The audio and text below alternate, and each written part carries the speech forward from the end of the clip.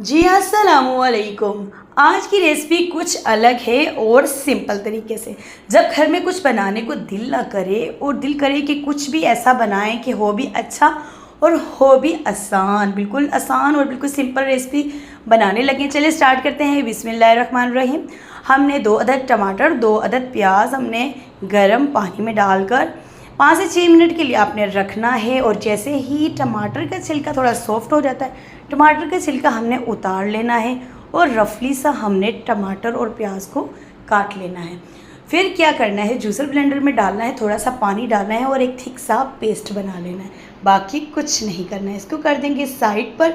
Next हमने करना है, 4 अदद हमने अंडे उबाल लिए थे और हमने 3 अदद आलू उबाल के इसको रफली सा हमने काट लिया था।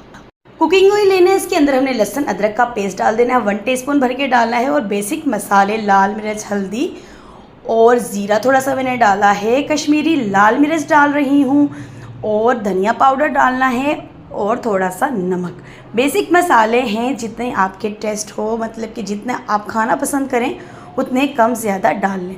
और यकीन जाने, जिन्होंने ये रेसिपी अभी तक ट्राई नहीं की तो इस बार आपने ट्राई करनी है। और ये कुछ अलग है अंडा कड़ी बनाने की रेसिपी, और ये बहुत ही सिंपल और बहुत ही आसान है, झटपट से बन जाती है, ज़्यादा मुश्किल नहीं है।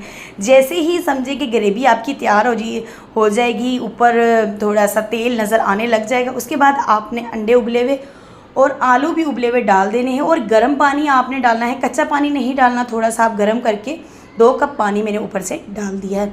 और इसको आपने 6 से 7 मिनट के लिए कवर लगा के रख देना है। और ऊपर हरी मिर्चें और मैं थोड़ा सा इसके ऊपर गरम मसाला डालूँगी। और यकीन जाने, आप सपोर्ट बिल्कुल नहीं करते, लाइक एंड शेयर नहीं करते और सब्सक्राइब तो करते ही नहीं।